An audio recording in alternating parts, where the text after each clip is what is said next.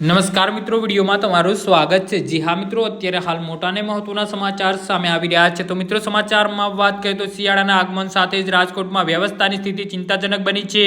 વહેલી સવારે અને રાત્રિના સમયે ઠંડી અને બપોરે ગરમી આવી બેવડી ઋતુના કારણે શહેરમાં રોગચાળાએ માથું ઉંચક્યું છે।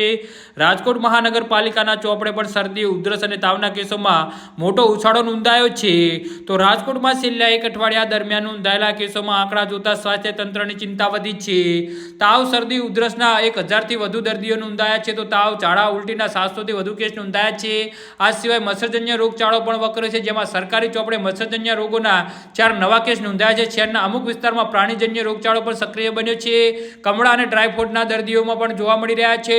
તો વકરતા રોગચાળાને કાબૂમાં લેવા માટે રાજકોટ મહાનગરપાલિકાનું આરોગ્ય વિભાગ સક્રિય બન્યું છે। ખાસ કરીને પ્રાણીજન્ય રોગચાળો અટકાવવા માટે મહાનગરપાલિકા દ્વારા સ્પેશિયલ ડ્રાઈવ શરૂ કરવામાં આવી છે।